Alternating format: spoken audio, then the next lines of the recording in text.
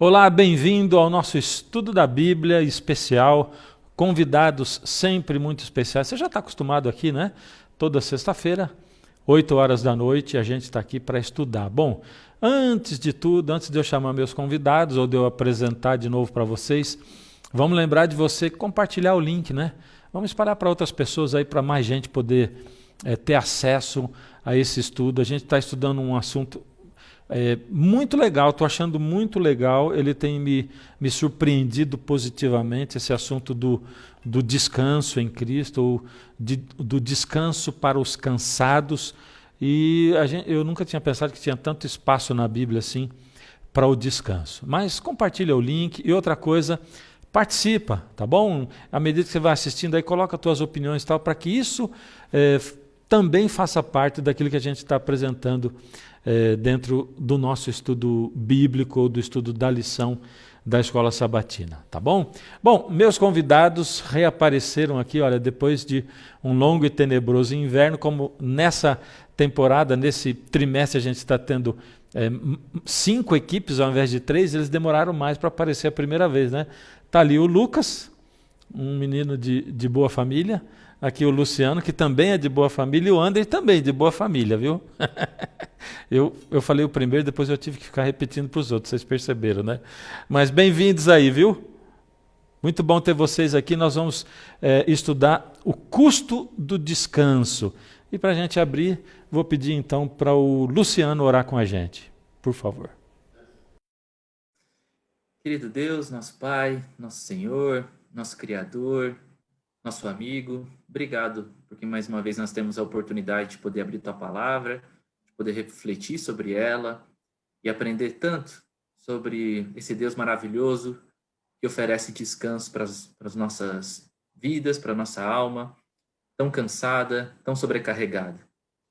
Que nesse momento a gente possa, mais uma vez, ter a presença do Seu Santo Espírito e que aquilo que for falado aqui, na leitura da Bíblia, nos comentários, de alguma forma possa fazer diferença na vida de alguém e que o Senhor possa falar através de nós também. É isso que nós pedimos, desde já agradecemos em nome de Jesus. Amém. Amém. Gente, realmente é muito gostoso, viu, conversar com vocês. Vamos abrir aqui esse assunto do custo do descanso. Andrei, vamos começar com você? Você que está todo distraidinho aí. Poderia introduzir para nós aqui, sábado e domingo, a gente começa no nosso estudo, o custo do descanso. Bom, vamos lá. A gente tem acompanhado já nas semanas anteriores uma porção de reflexões sobre o tema do descanso nas Escrituras. E essa semana não é diferente. A gente vai analisar uma história, uma narrativa de uma personagem que teve que encontrar maneiras de buscar um estado de paz na vida, porque estava angustiada e teve um alto preço a se pagar para resgatar esse contexto de paz. E eu quero propor a nossa conversa, até para deixar já introduzindo aqui a discussão da história, mas antes de narrar a história, eu queria ler um texto que foi escrito pelo personagem que a gente vai conversar, no livro de Salmos, no capítulo 32. A gente está falando sobre Davi essa semana, mas o Salmo 32, se não me engano, ele não foi mencionado durante a semana no nosso guia de estudo.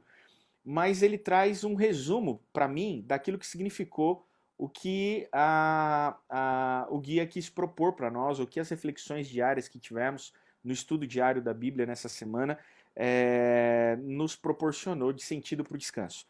Diz assim, o verso 1 até o 5, acho que é suficiente. Bem-aventurado aquele cuja iniquidade é perdoada e cujo pecado é coberto. Bem-aventurado o homem a quem o Senhor não atribui iniquidade e em cujo espírito não há dolo. E aí o verso 3, que eu queria sublinhar, para além das nuances outras, até léxicas desses versos anteriores que lemos, mas eu queria sublinhar o verso 3. Enquanto calei os meus pecados, envelheceram os meus ossos pelos meus constantes gemidos todo dia. Porque a tua mão pesava dia e noite sobre mim, e o meu vigor se tornou em sequidão e estio. Confessei-te o meu pecado e a minha iniquidade não mais ocultei, e disse, confessarei ao Senhor as minhas transgressões, e tu perdoastes o meu pecado. Uau! A reflexão desse salmo, especialmente no verso 3 que nós lemos, mostra um ser angustiado, uma pessoa sem descanso, sem paz. E ele vai dar as razões pelas quais ele está vivendo sem essa paz. Enquanto eu calei os meus pecados, os meus ossos gemiam de dor. A mão de Deus pesava sobre mim. Enquanto eu escondia os meus erros, eu não tinha descanso. Que vida conturbada essa, né? Mas aí ele toma uma decisão. E a decisão é: confessarei o meu pecado. E a partir do momento que ele diz que confessou o pecado, ele diz que imediatamente, e não mais ocultou o pecado, tu perdoastes a minha iniquidade e não levaste mais em conta as minhas transgressões. Ponto final, simples assim. A história que a gente vai conversar hoje é a história de Davi no episódio em que ele se deita com Batseba, que está lá em 2 Samuel capítulo 11, verso de 1 a 5. E só fazendo esse breve resumo, que a introdução da lição propõe, Davi devia ir à guerra, não foi? Então, no momento em que ele está ali,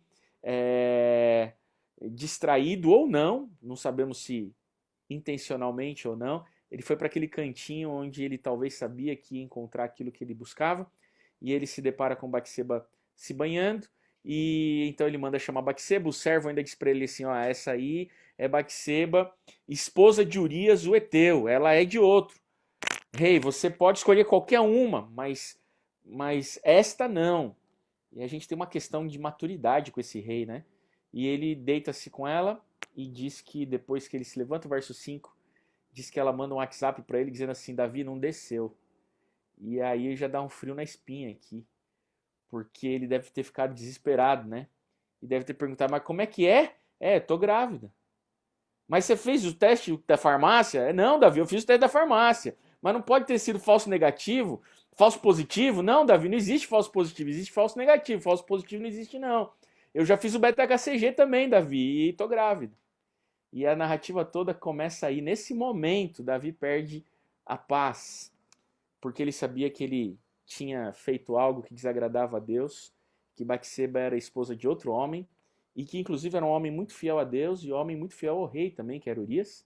E é sobre essa trama toda que a gente vai conversar nesse estudo de hoje. Já falei bastante aqui da introdução, quero ouvir mais. Legal, agora. bom, muito bom. Quero ouvir os outros também, vamos lá. Tá aberto aí para discussão. Alguém tem alguma coisa para falar? Vou comentar então. Eu gosto bastante desse aspecto que o André comentou, né, da ausência de paz, na maneira que o texto ele é construído aqui, né, que a narrativa ela se constrói. Tem um escritor que eu gosto bastante, que ele analisa a narrativa bíblica, que é o Meir Sternberg. Ele faz uma análise aqui do texto, pontuando especificamente a ironia envolta aí em várias lacunas que o texto vai apresentar. Mas tem uma coisa que me chama muita atenção no que ele fala, e ele está lendo o texto sem qualquer pressuposto, e sem o conhecimento prévio da história, né? Então lendo como quem estivesse lendo pela primeira vez, ele mostra como aquele que lê não tem certeza em nenhum momento no decorrer da história se Davi, né, sabe ou não, se Urias sabe ou não do que aconteceu. Então, assim, a gente não sabe se Urias sabe o que aconteceu entre Davi e Batseba, e, além disso, a gente não sabe se Davi acredita que ele saiba ou que ele não saiba, né?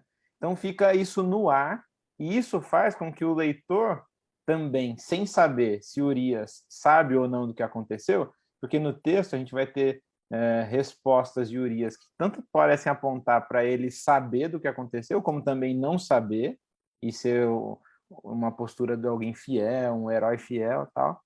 O leitor é colocado na mesma posição de Davi, né, de angústia e de ausência de paz.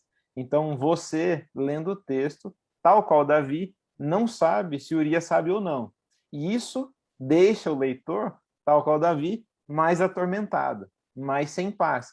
E daí a gente chega no ápice, né, dessa relação aí do personagem Davi com o leitor, que é: o que você vai fazer com esse tal de Urias? Já que você não sabe se ele sabe ou não. E daí Davi faz uma coisa e fica para o leitor: você faria o mesmo? né? O que você faria? E a tensão só cresce e a ausência de paz, consequentemente, também, né? E eu acho que, só voltando aqui, complementando isso que eu tinha dito e o comentário do Lucas agora, é que eu acabei mencionando Urias, mas não deixei explícito aqui que, na sequência, Davi tenta resolver o problema dele. Eu acho que isso é necessário a gente voltar a dizer, que está na continuidade do texto, né? E ele tenta resolver, que é uma história tão conhecida, a gente acabei pressupondo que isso já tivesse implícito, mas para quem está ouvindo, quem sabe a gente, essa história pela primeira vez assistindo a gente aqui agora, Davi tenta resolver essa questão. E a gente não sabe se Urias ele se demonstra fiel justamente como alguém que não sabia o que estava acontecendo, mas Davi manda chamar Urias da guerra. Urias estava em guerra e ele volta e ele manda Urias deitar com a esposa dele, porque era uma solução que ele tinha encontrado. Bom, se Urias deitar com a esposa, depois, quando ele voltar da guerra e encontrar a mulher grávida, é porque ele teve aquele dia especial, aquele Vale Night do rei, para que eu pudesse ter uma noite de prazeres com a minha esposa, e que era lícito. Mas a fidelidade aparente ali de Urias era tão grande, né, se a gente optar por esse caminho. E fica uma reflexão: a pior coisa que existe quando a gente quer fazer alguma coisa errada é ter aquele amigo crente, né, que nunca apoia a gente nas coisas erradas, né? Quando você vai dormir fora, não façam isso, e também nunca fiz. Mas quando você quer dormir na casa de algum amigo e os seus pais não sabem, você fala, fala que eu fui dormir na tua casa, mas você vai sair, e o amigo crente fala assim, não vou mentir não para te ajudar. Urias era meio esse, né? Não, rei, eu não vou deitar com ela não, eu vou ficar aqui. Como eu posso deitar com a minha esposa e ter uma noite de prazeres com ela, enquanto os meus amigos estão morrendo na guerra? E Davi falou, da onde saiu esse cara? Eu estou tentando resolver o meu problema, estou tentando resolver o meu pecado aqui, porque é a tendência humana, depois do erro, tentar pôr para baixo do tapete, tentar resolver com as próprias mãos o seu erro, e ele só entra em situações mais cruéis, porque daí ele assina o decreto de morte de Urias, né, e manda Urias levar para Joabe a carta do rei selada, dizendo, coloque Urias em fronte de guerra para ser morto. Naquele momento, na tentativa de consertar o seu erro, ao invés de confessá-lo e encarar, ele acaba cometendo um erro pior, né? Bom, enfim, só retornei aqui para deixar claro, fechar a narrativa com a história de Urias também. Deixa eu falar um negócio aqui, olha. Aqui o subtítulo da lição ali, nosso domingo, é cansado e exausto. Eu vou discordar de duas coisas assim. Primeiro, que eu não vejo Davi cansado e exausto, e por isso que ele foi deitar, né? Aliás, era o contrário. Davi, ele começa... Bom, já vou dizer outra coisa que eu discordo, que diz assim, ele não precisava seguir as regras que governavam as outras pessoas. Em geral, as regras eram para todas as pessoas. Isso era uma diferenciação entre as leis do povo de Israel e dos outros países. Porque dos outros países, dos outros povos, as leis que se aplicavam ao povo não se aplicavam ao rei, mas em Israel, em geral, se aplicavam sim.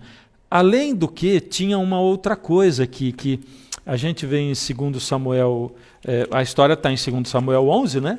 Mas em 2 Samuel 5, a gente vê duas atitudes, né, de Davi, que vê que ele na verdade, onde entra o assunto do descanso, ele deixou de descansar no Senhor.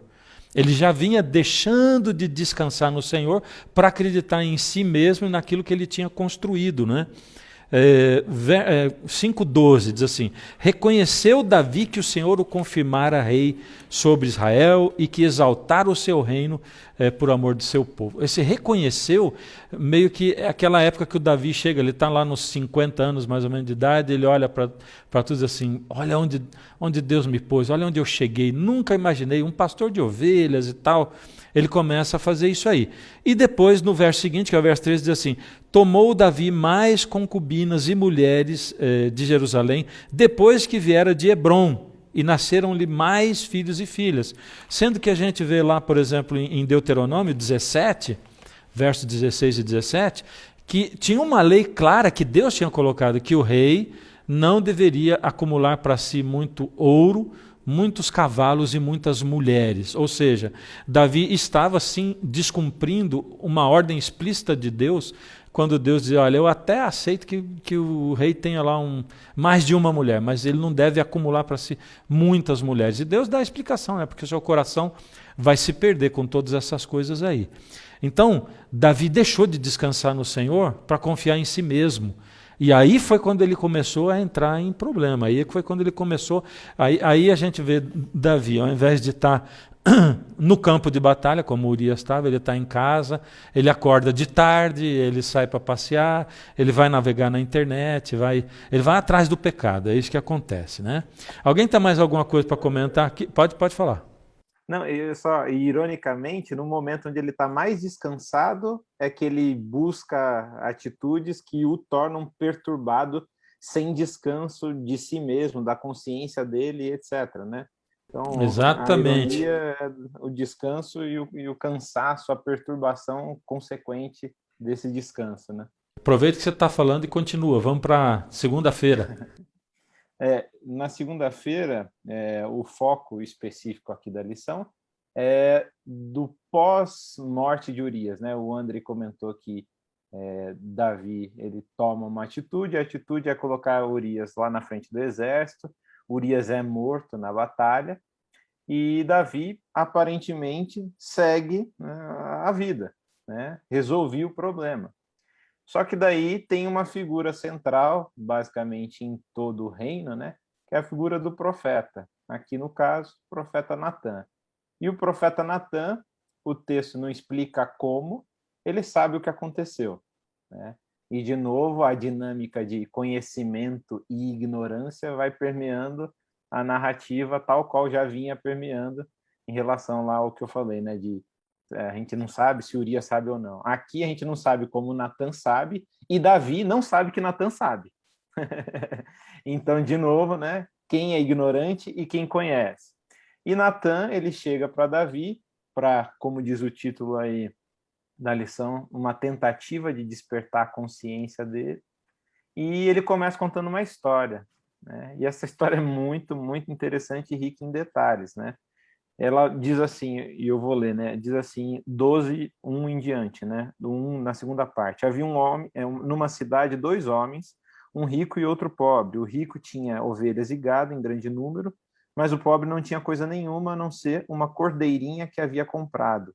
Ele a criou e ela cresceu em sua casa junto com seus filhos. Comia da sua comida e bebia do seu copo, dormia nos seus braços e ele a tinha como filha. Só uma pausa. Olha essas 3 ações, né? Comer, beber e se deitar. Aonde que a gente ouve isso pela última vez na história?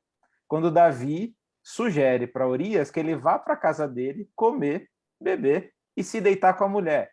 E nessa história que Urias vai contando para Davi, é interessante como assim a camuflagem quase desaparece em alguns momentos, mas daí, de repente, ela é retomada e daí você imagina assim a cabeça de Davi com a perturbação, quase suspeitando, peraí, do que ele está falando? Ele está falando, será que ele está sabendo o que está acontecendo? Mas de repente, ah não. E essa história, na continuação, né, a gente tem uma quebra desse quase, que é quando ele fala, dormia nos seus braços e a tinha como filha. Ah, ele está falando de alguém que a tinha como filha. Mas peraí. Imagina ele falando assim, né? Ufa, né? Não é sobre mim, né? A história. Exatamente. Só que ao mesmo tempo, filha em hebraico é o quê? Bat. E qual que é o nome da mulher que ele se deitou? Batseba, né? Então, peraí, ele está conhecendo... Ah, não, tinha como filha, mas peraí. Batseba, será que tem alguma relação, né? E a atitude da história é que, como diz aqui, um viajante chega, e daí esse homem rico não quis pegar uma das suas ovelhas. E aqui é o verbo ramal, poupar. Ele poupa uma de suas ovelhas. E daí, continua a história, ele pega a cordeirinha do homem pobre e prepara para o que tinha chegado. E daí Davi fica furioso, né? E, ironicamente, de novo, ele dá um veredito sobre si mesmo, né? Ele fica indignado com aquela situação, e ele diz: tão certo como vive o Senhor, versículo 5, o homem que fez isso deve ser morto, e pela cordeirinha restituirá 4 vezes, porque fez uma coisa dessas, e não poupou, né? A palavra para se compadecer é poupar de novo, né? Então essa relação é o mesmo verbo ramalo, né? Ela fala, poxa, o homem ele poupa do seu rebanho para não poupar daquele outro que só tinha uma, né? Davi joga já o veredito sobre si mesmo, né? E ele diz o veredito é morte. Então Natan, na intenção aí de despertar a consciência, fala: então, esse homem é você. Esse homem é você. E é curioso que sempre... Aí liga tudo, né? Aí na cabeça dele, pum, ligou tudo. Cai tudo, né? O véu cai, né? O véu cai.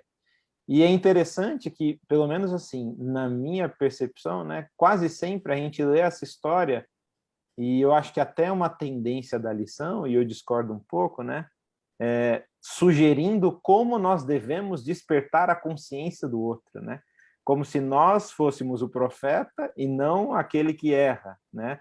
E eu entendo, claro, né, que a gente tem um papel profético importante, etc. e tal, mas é perigoso, né, a gente se colocar como profeta e não, nós vamos despertar a consciência do outro, vamos chamar o pecado pelo nome. Peraí, mas será que nós também não estamos camuflando os nossos pecados, perturbados pela nossa consciência, pela nossa situação, e a gente ainda assim quer agir como profeta, né?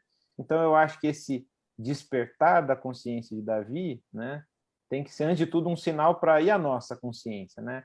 Como o Andrei leu o Salmo lá de Davi, do capítulo 31, né, Andrei, do 32, né, essa é a postura, né, que vai aparecer lá para frente, como a lição vai falar, no 51, né? Então, essa é a atitude de confissão, de desnudar, né, de ficar sem nada diante dessa realidade de pecaminosidade que o próprio texto mostra, né? É como Davi fica, basicamente, julgando a si mesmo, convocando a morte Lucas, dele. você falou um negócio aí, e eu tinha... Desculpa aí, Luciano, mas o Lucas falou um negócio ali que eu tinha escrito... Está escrito aqui na minha lição um negócio assim, eu coloquei assim: repreendedores compulsivos, né? É porque, assim como existe compulsão, alcoólicos anônimos, os comedores compulsivos, eu acho que devia existir também uma entidade que cuida dos repreendedores compulsivos, né? Que é gente que sofre tipo da síndrome do profeta, e ele acha que ele foi erguido por Deus para repreender o mundo inteiro, né?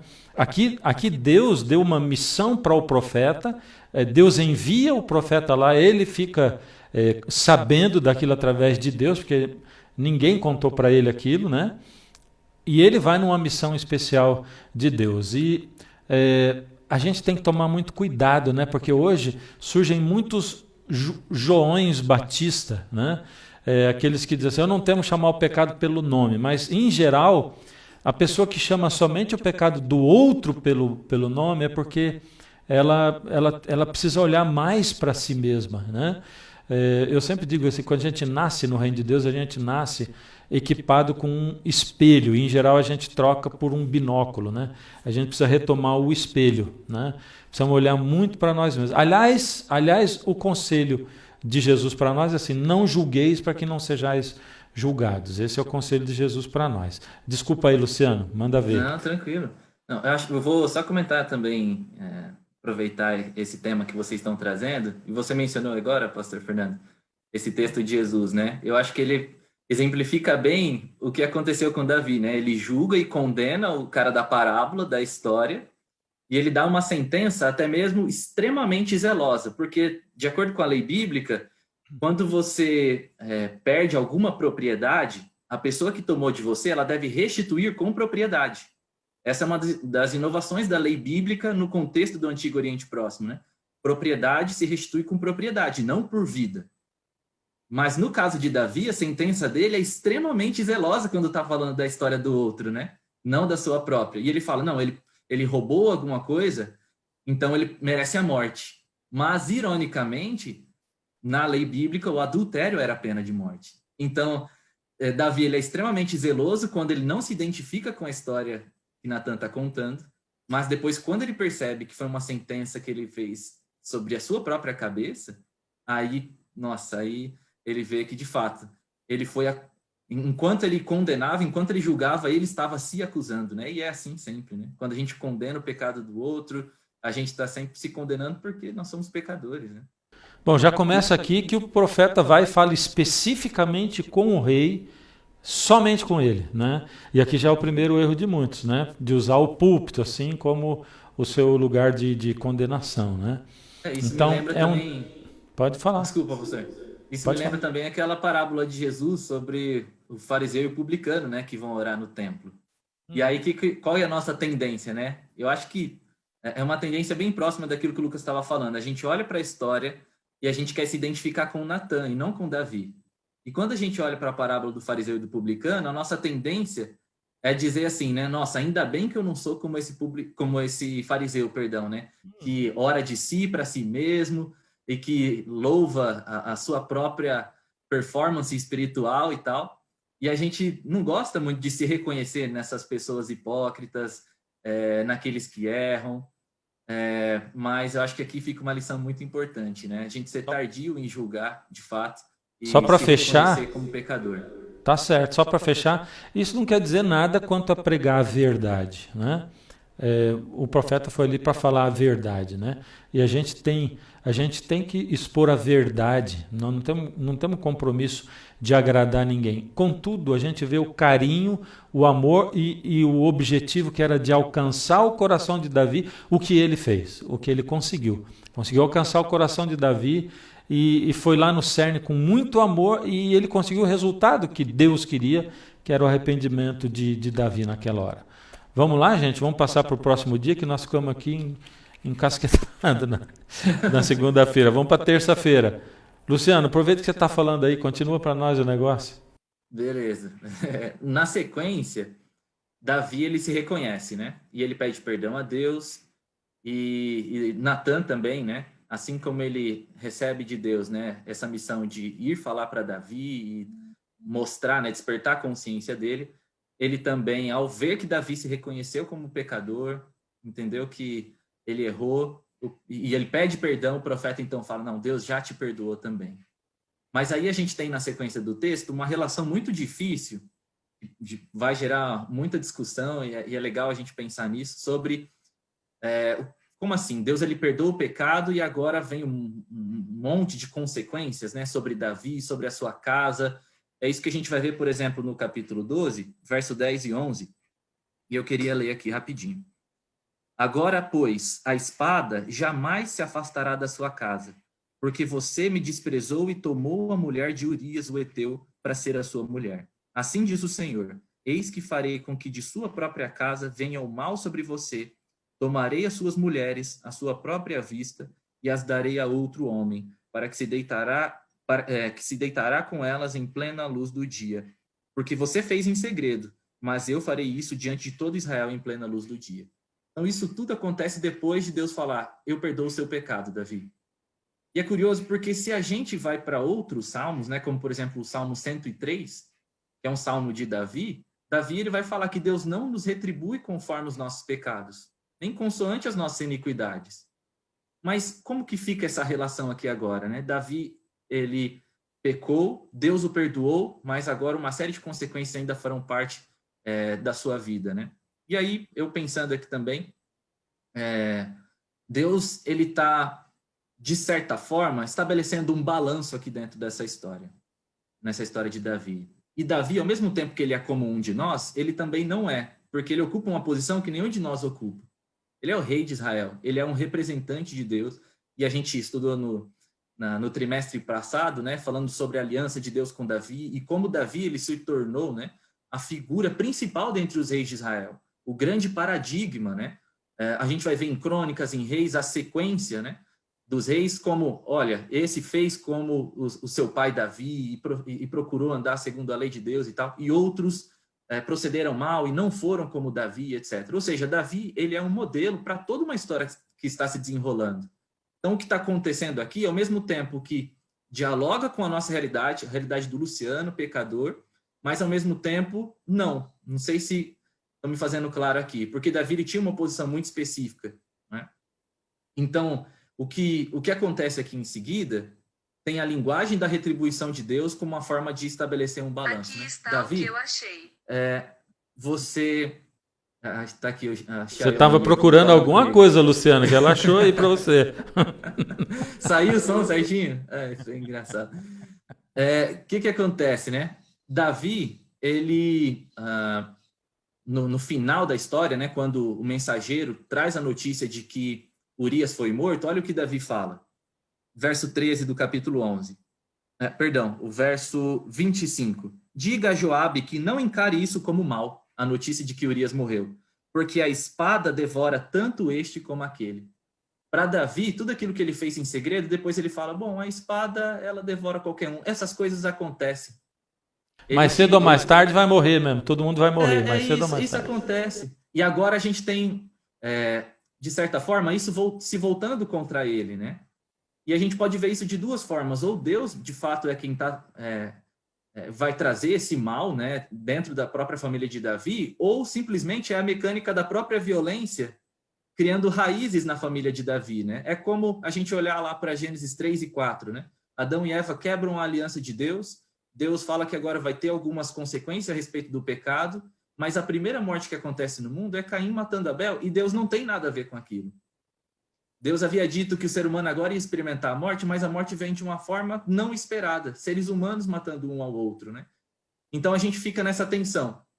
Será que é a retribuição de Deus, de fato, ou será que é simplesmente a violência criando raízes e agora se expandindo dentro da casa de Davi, né? E ainda mais se a gente considerar que quando ele desobedece essa lei que você mencionou, pastor Fernando, lá de Deuteronômio 17, que um rei não deveria tomar muitas mulheres, o caso de Davi, quando ele toma muitas mulheres, a gente vê depois que, próximo da sua morte, vira uma grande confusão em torno da sua família para ver quem vai assumir o trono, porque são todos filhos de Davi, né? Então, isso, de fato, vai ser uma consequência ruim que Davi vai experimentar. Mas a consciência dele, a relação dele com Deus, se baseia em uma coisa só, né? E isso a gente vê lá no Salmo 51, no Salmo 32. Senhor, eu quero que o meu pecado seja perdoado. Ele não pede para que a retribuição não aconteça, né? Para que a consequência não venha. Ele simplesmente pede para que Deus o livre das suas transgressões, que o atormentam de dia e de noite, né? E ele pede para que ele seja lavado e que ele seja purificado por esse Deus, né? Ele reconhece a misericórdia de Deus, ele reconhece que Deus está agindo com uma bondade acima, inclusive, dos seus próprios pecados. Mas, ao mesmo tempo, ele deixa esse negócio da retribuição nas mãos de Deus.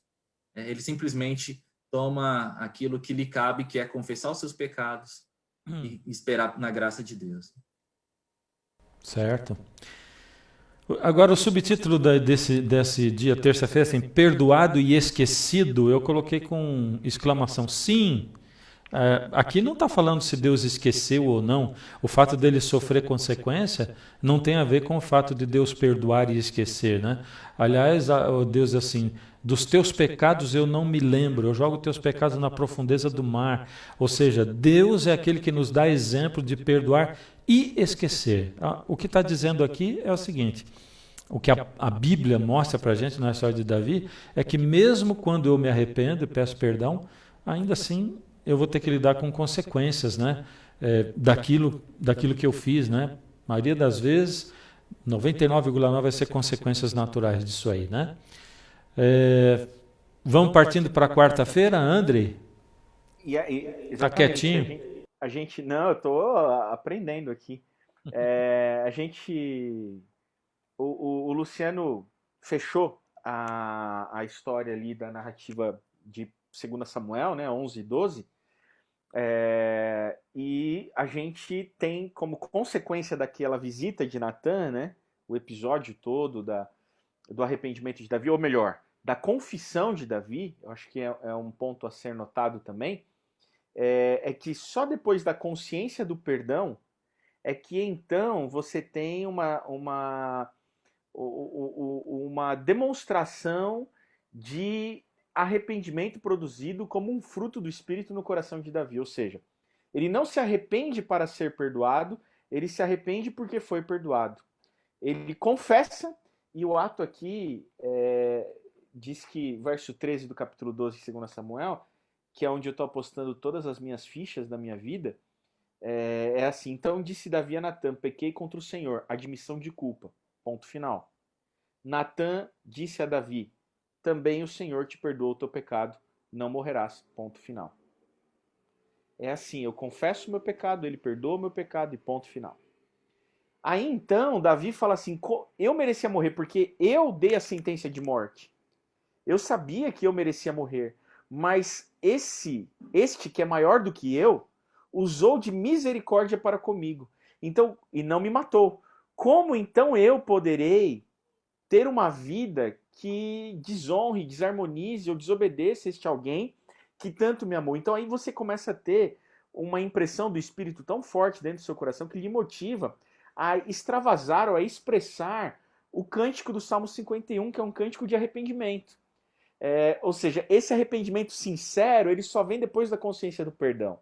Antes da consciência do perdão, talvez você tenha medo, temor, tristeza, mas um arrependimento sincero, que é fruto do Espírito, ou seja, nem sequer o arrependimento eu consigo produzir em mim mesmo que seja um arrependimento honesto, se não for fruto do trabalho do Espírito em mim. Ou seja, no processo ali da justificação ou da salvação de fato, nem no arrependimento é parte minha. Nem o arrependimento é parte minha. É tudo com ele. E aí depois disso, vem o Salmo 51, e eu acho curiosíssimo o Salmo 51, porque eu também aposto todas as minhas fichas no Salmo 51. No final desse jogo todo, eu estou apostando todas as fichas nisso, porque Davi parece apresentar ali não só um cântico de, a gente vai ler uns versos, não só um cântico de arrependimento, como também uma chave para um processo de santificação, de uma caminhada pós-perdão do pecado, uma caminhada de tentar endireitar as coisas na sua própria vida. E parece que isso tem mais que ver com pedir que Deus faça em mim do que tentar fazer em mim os consertos que eu preciso fazer na minha vida. Ou seja, o Salmo 51 me apresenta que mesmo o processo de santificação não sou eu que faço em mim mesmo em resposta ao perdão, mas é ele que faz em mim. Logo, o Deus que justificou Davi é o mesmo Deus que vai santificar Davi. O processo da justificação de Davi, que se dá ali no episódio de Natã, ele é complementado no Salmo 51. E há uma tendência humana de pensar que uma vez que Deus perdoou, a partir dali é responsabilidade minha mudar de vida. Ou seja, você foi perdoado, agora mude de vida. Vai e não peques mais. Ou vai e não peques mais, como se esse fosse o dever. É a parte humana no processo. E Davi me coloca, ele me dá descanso. Ele me dá descanso no Salmo 51. Quantas vezes, desde minha adolescência, eu leio o Salmo 51 para encontrar descanso depois de ter feito algo que tenho consciência que desagradou a Deus? Quantas vezes? Me lembro de menino, não que eu seja velho, mas de muito menino, de ter consciência de ter desagradado a Deus em alguma atitude e só conseguir descansar, literalmente, depois de compreender Davi, o que ele está dizendo no Salmo 51. E eu preciso destacar, então, só alguns versos muito breves aqui do Salmo 51, que é uma oração lindíssima, em que Davi começa dizendo assim: compadece-te de mim, ó Deus, segundo a tua benignidade, e segundo a multidão das minhas misericórdias, apaga as minhas transgressões. Ele está apelando para aquele que depois Paulo, em 2 Coríntios 5, no verso 18, 19 e 20, vai dizer assim, que ele escolheu nos reconciliar com Deus, não imputando sobre nós as nossas transgressões. Como ele escolheu nos salvar? Não imputando sobre nós as nossas transgressões. Não levando em consideração, não levando em conta os nossos pecados. E aí vem o verso 2 e já começa os verbos. E aí posso até pedir ajuda no meu parco hebraico para os meus queridos colegas especialistas na língua, sobre os verbos apresentados aqui, né? Mas Davi coloca aqui: lava-me, Senhor. Não sou eu que me lavo, é o Senhor que me lava. Não é meu dever me lavar. A minha parte é clamar para que o Senhor me lave. Aqui está o processo da santificação, é um clamor humano para que ele faça em mim. Lava-me completamente, purifica-me do meu pecado, porque eu conheço as minhas transgressões. Verso 4, pequei contra ti, aqui tem uma nova admissão da culpa. Verso 5, em pecado me gerou a minha mãe. Verso 6, eu sei que o Senhor se compraz na verdade. Verso 7, purifica-me. Eu não tenho condição de me purificar. Não pode ser uma responsabilidade minha me purificar, porque eu não consigo. Então me purifica. Uma vez que o Senhor já me perdoou, agora resolve o meu problema. Faze-me ouvir júbilo e alegria para que exultem os ossos que o Senhor esmagaste, porque eu não tinha descanso. Verso 9 para mim é fantástico. Esconde o rosto dos meus pecados e apaga todas as minhas iniquidades. É como se ele estivesse dizendo assim, finge que não viu. Na hora que eu estiver pecando, vira o rosto, finge que o Senhor não viu. Esconde o rosto dos meus pecados e apaga as minhas transgressões. E, enfim, o verso 10. Cria em mim, ó Deus, é o ápice, né? Cria em mim, ó Deus, um coração puro e renova dentro de mim um espírito inabalável. E aqui é o ato regenerativo, redentivo, restaurador, recriador, do mesmo Bará que cria lá no Éden, agora ele recria aqui um coração puro, ou seja, é a admissão de qualquer capacidade, é a admissão de total incapacidade de sair do buraco puxando o próprio cabelo. Essa é a ideia. É uma admissão de incapacidade. Senhor, eu não só sou miserável porque eu pequei lá atrás, e o Senhor já me perdoou do meu pecado, como eu sou mais miserável ainda, porque mesmo depois de perdoado, eu não consigo resolver o meu problema. Eu continuo sendo o mesmo pecador miserável. E agora? Agora, por favor, dada a tamanha misericórdia com o qual me perdoou, agora, por favor, eu não vou me levantar daqui de joelhos que estou diante de ti, clamando, enquanto o Senhor não transformar meu coração, não me fazer um novo homem, não mudar quem eu sou na essência. Isso é lindo. E aí, só depois disso, ele vai dizer assim, então, quando o Senhor fizer isso, verso 11, não me repulses da tua presença e nem me retires o teu espírito. Restitui-me a alegria da tua salvação e sustenta-me com espírito voluntário. Aí, então, quando o Senhor fizer isso, então eu vou ensinar aos transgressores os teus caminhos e os pecadores se converterão a ti. Aqui, Davi já dá um salto missiológico aqui no contexto. Ele diz assim, olha, quando o Senhor fizer isso em mim, eu vou sair contando para todo mundo que o Senhor me perdoou e me transformou. E com alegria, eu vou convencer muito mais gente, através do meu testemunho, da tua graça, do que talvez antes de eu ter passado por tudo isso, ou ter tido essa experiência tão traumática, ao mesmo tempo tão linda e misericordiosa contigo. Então eu vou convencer outros pecadores a te seguirem também. Cara, é lindo. Eu quero ouvir vocês agora, que já... Todo mundo quietinho? Eu acho que a fala do André dialoga perfeitamente com o dia seguinte, né? Que também fala do Salmo 51, mas principalmente do final dele, que tem um final fantástico. Eu gosto muito dos versículos 16 e 17, quando ele fala, pois não te agradas de sacrifícios. Pausa, né? Deus pediu para fazer sacrifício, né? Deus pediu, foi ordenado lá em Levítico por Deus. E Davi fala, não te agrada de sacrifícios, do contrário, eu os ofereceria. E não tens prazer em holocaustos. Sacrifício agradável a Deus é o espírito quebrantado, coração quebrantado e contrito, não o desprezarás, ó Deus. Essa consciência aí da pecaminosidade, do erro específico, não só da condição, né, mas dos erros que a gente comete, é a essência, é a chave de tudo, né? E eu gosto muito da dinâmica lá da experiência de Davi, quando, ao fazer algo de completamente negativo a Urias e Batseba, consequentemente, a reação dele é falar, pequei contra Deus, né?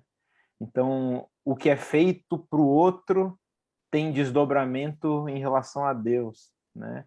E isso me lembra muito aquela história de Lucas 7, quando a mulher pecadora entra na casa de Simão, quando Jesus está lá do nada, começa a ungir os pés de Jesus. Simão julga aquela mulher, porque ela é pecadora, ele é zeloso. E daí Jesus conta uma historinha que, de novo, né, Simão não entende porque está sendo contada. E a história diz assim, que um devia 50, outro devia 500. E o texto fala, nenhum dos dois, tendo como pagar, nenhum dos dois, nem o de 50, nem o 500. Tiveram as dívidas perdoadas. E para mim a pergunta mais interessante que Jesus faz é a seguinte, que ele fala assim, qual dos dois amou mais? Assim, poxa, perdão associado a amor, né? E essa dinâmica vem na sequência quando Jesus fala para Simão que o que aconteceu nessa história está acontecendo na casa dele em relação a pecador e ele termina dizendo, por isso afirma vocês, no capítulo 7, versículo 47 de Lucas, por isso afirma você que os muitos pecados dela foram perdoados, porque ela muito amou, mas aquele a quem pouco se perdoa, pouco ama. Olha que interessante, né?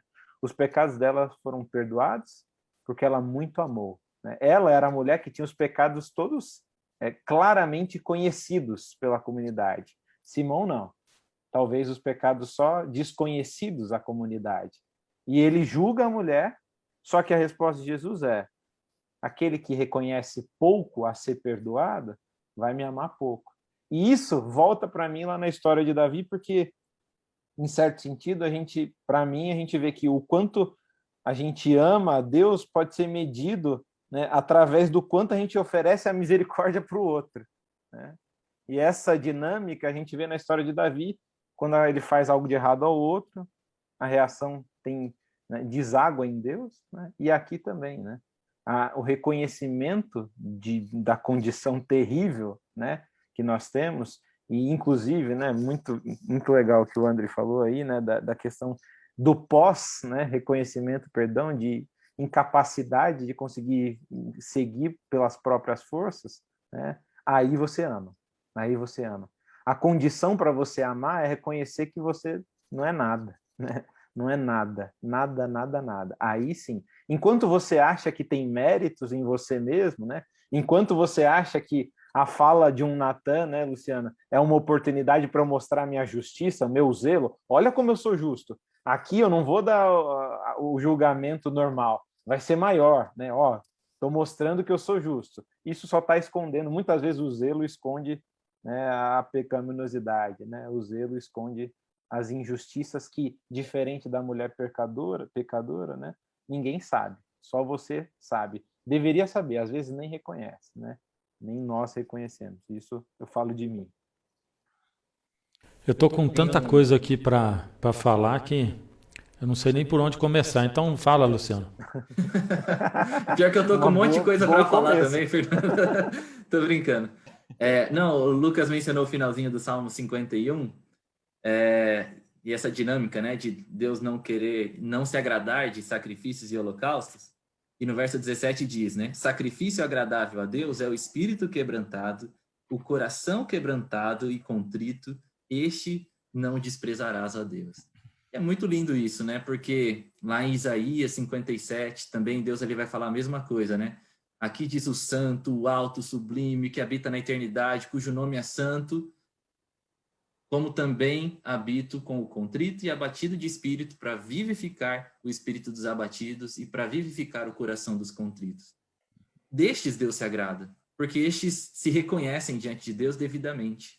Eu acho que aqui, apesar do pecado de Davi, está o grande mérito dele, se é que a gente pode colocar assim. Ele não esconde Deus por muito tempo o seu pecado. Ele fala, Senhor, é isso que eu sou pecador, e eu careço da sua misericórdia, careço da sua graça. E quando Jesus, por exemplo, ele começa a falar sobre o reino dos céus, sobre o reino de Deus, lá nas bem-aventuranças, né? Primeira bem-aventurança está ligado àqueles que são pobres de espírito, e o reino dos céus pertencem a estes, né? Davi é um grande exemplo em várias outras coisas, né? Em zelo por Deus, como aquele que quer construir uma casa para Deus, aquele com quem Deus faz aliança, mas talvez a grande herança que ele deixou para todos nós é como guiar pecadores a Deus, né? Como entender que apesar de quem somos, há espaço para nós num relacionamento com Deus, porque Deus é gracioso e bondoso e não nos retribui conforme os nossos pecados, mas nos trata conforme a sua graça e sua bondade. Eu não sei se os pensamentos organizaram na minha cabeça ou se apareceram mais pensamentos ainda, né? Mas existe uma coisa central e principal aqui que se chama assim quebrantamento de coração, né? E isso só pode vir de alguém que reconhece a sua pequenez, né? Eu acho que nós vamos ficar daqui até a volta de Jesus. Sempre as pessoas vão ficar olhando assim, analisando quem fala e quem prega. Ah, esse aí é da linha como é que é? Da salvação fácil. Aquele ali é da linha da salvação difícil, né? Da santificação. Deus está falando de santificação o tempo todo. Ele só está dizendo o seguinte, né? Primeiro, santidade, ser igual a Deus, se Deus é amor, o que se torna santo, ele se torna mais a expressão de amor. certo? Nós somos chamados não para repreender o nosso próximo, mas para repreender com a nossa vida, como Jesus fez. A vida dele foi repreensão, porque ele era a expressão do amor, né? Esse é o chamado de Deus para nós, para a santidade. Você vai cada vez mais transbordar amor. O espírito de crítica ele vai desaparecer. Isso aqui quer dizer que eu não vou buscar uma santificação? Não. Quer dizer que a santificação é isso, eu tenho que entender o que é a santificação. Agora, o tempo todo Jesus está dizendo, né, o fariseu, o publicano, a oração dos dois, sempre a diferença. Deus se esvazia e se faz um ser humano. Aqui na história de Davi, que era esse tipo de Cristo, a gente vê isso, né? E eu vou fazer paralelo com Laodiceia a vida inteira, porque nós somos a última igreja cristã da história do planeta, e Jesus falou com a gente diretamente. Qual que é a mensagem dele para Laodiceia nesse sentido? Laodiceia é aquela que vê justiça em si mesma, vê méritos na sua própria justiça. Quando ele diz assim, pois tu dizes, rico sou e de nada tenho falta. Quer dizer, o meu sacrifício, o meu esforço é suficiente. O que eu conheço de Deus é suficiente. O que eu tenho de bagagem, a religião a qual eu pertenço é suficiente. Sabe? O meu regime alimentar é suficiente, o meu tudo é suficiente. Aí está dizendo assim, mas você não sabe, você é pobre, cego, miserável e nu. E coitado daquele que disser assim que não faz parte de Laodiceia, porque nessa situação do mundo que a gente vive, nessa época, só tem 2 lugares para a gente estar. O Apocalipse mostra assim, ou é Laodiceia ou é Babilônia. Né? Então se você disser assim, não faço parte de Laodiceia, aí você se colocou em Babilônia. Então a gente volta de novo para o quebrantamento, sabe? Se não tiver um coração quebrantado, admitindo que é pecador, que não pode nada e que Deus pode tudo, e se não se colocar à disposição de Deus para Deus operar, nada do que eu vou fazer vai ser suficiente. Aliás, o que eu fizer vai contar para a minha perdição e não para a minha salvação. Né? Eu queria só terminar minha partezinha aqui. Né? Eu li um negócio aqui que eu já não sei onde é que eu li, mas tudo bem, já não sei mais. Mas aqui está dizendo, aqui está dizendo que quando Davi deixou de confiar em si mesmo é que Deus pode atuar nele, né? Era o que dizia aqui o texto da lição. Ele aqui diz, a essência da vida cristã vitoriosa não está em nós, mas em Jesus. Ansiamos por sua presença, desejamos o seu Espírito, queremos a alegria da salvação, precisamos da renovação, restauração e descanso. Né? Um ato divino da criação. Eu queria que vocês fechassem tudo isso em uma frase. Dá para fazer uma frase? Pode ser 2 ou 3, mas né? É isso aí. Quem começa? Vamos começar do Lucas lá em cima? Eu diria que, para mim, o resumo da lição envolve que o descanso em Deus está associado ao nosso reconhecimento de nada depender das nossas próprias forças, né? Isso, a graça, que é o que a gente tem visto aqui na história de Davi, é sinônimo de descanso, né? Graça e descanso estão associadas. Acho que seria isso. Uhum. Luciano? Bom, me lembrei de um texto lá de 1 Pedro, né, capítulo 4, verso 8, que diz que o amor encobre uma multidão de pecados, né?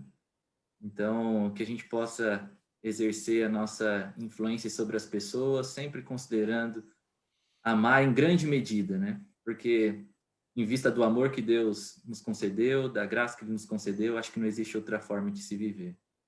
Amém. Andrei. O ponto alto para mim desse estudo dessa semana é que Deus estava prestes a revelar misericórdia para Davi, enquanto Davi estava disposto a ser excessivamente rigoroso com a justiça na punição que ele ofereceu para a história que Natan contou para ele, né? E a reflexão que trago em geral, pessoas assim, quando estão conturbados pela opressão do próprio pecado, elas têm uma tendência de se deixar levar pelo fetiche de punir, ao invés do anseio em salvar.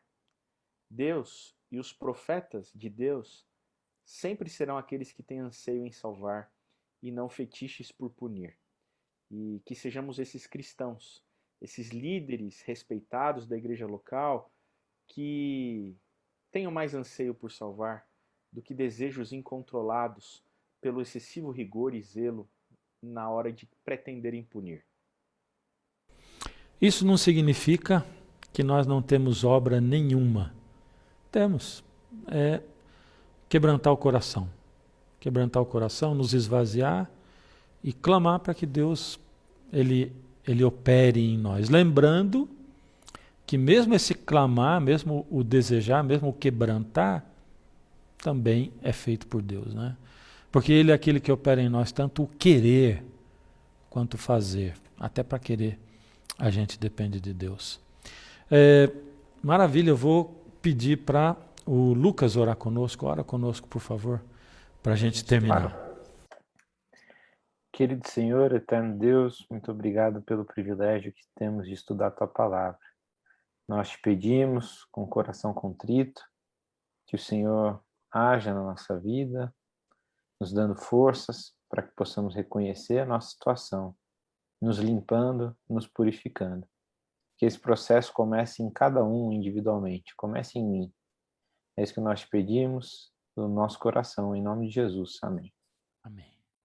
Amém. Eu espero que você tenha gostado tanto quanto eu e que por conta disso você espalhe para os seus amigos e convide muito mais pessoas para aprender essa maravilha que é a palavra de Deus. Obrigado aí, Lucas, Luciano, André. Obrigado você. Deus abençoe a todo mundo. Até a nossa próxima lição, nosso próximo estudo. Olá! Acabamos de ter aí um estudo extraordinário com o pastor Fernando e os convidados dele, né? Toda semana nós estamos aqui aguardando você. Após o estudo, eu entro aqui para conversar um pouquinho contigo, para você, professor da Escola Sabatina, você, diretor da Escola Sabatina das nossas igrejas aqui da Associação Paulistana. Eu quero animar vocês nesse período de continuar mantendo contato com os alunos da Escola Sabatina. Não deixe eles abandonados, não os solte, não, faz, pelo contrário. Quem sabe você, professor, dá uma ligadinha para eles durante a semana, manda um WhatsApp para eles, quem sabe mande uma mensagem para esses seus alunos, uma porção da Bíblia, a pergunta da lição da Escola Sabatina daquele dia. Procure manter um diálogo com a sua classe. Eu sei que nós estamos aí num período de pandemia. Hoje, boa parte das nossas igrejas estão com a lição geral. Eu tenho ido em algumas igrejas e tenho percebido, não é? E nós não podemos ainda fazer em classes. Talvez nas próximas semanas, nos próximos meses, a gente já consiga reuni-los novamente nas classes. Mas, por enquanto, nós temos esta metodologia. O importante é você estudar a lição da Escola Sabatina, Descanso em Cristo. Acabamos de estudar a respeito da vida de Davi, do pecado que ele cometeu, do perdão que ele recebeu, como todos nós, não é? Se Davi recebeu o perdão, por que eu não posso receber o perdão? Não é? Eu nunca matei ninguém e não fiz o que Davi fez, mas veja, a graça de Deus é perdoadora. Se você abrir esse diálogo com os seus alunos da Escola Sabatina, para você poder ver o que eles pensam, levar um pouco de conhecimento para eles, um pouco de esperança. Então, professor da Escola Sabatina, dá uma ligadinha para eles, quem sabe, esse sábado. Converse um pouquinho com eles, troque algumas informações com eles. Isso vai fazer muito bem para você como líder e também para os alunos da Escola Sabatina. Não os abandone, tá bem? Deus te abençoe, te dê aí um sábado muito feliz, abençoado, na presença da sua família, na presença da sua igreja, na presença de Deus. Um forte abraço e não se esqueça, na próxima semana, você é mais uma vez o nosso convidado para estar aqui conosco, estudando e relembrando aquilo que você estudou da lição da Escola Sabatina durante a semana. Um forte abraço, Deus te abençoe aí, amigo.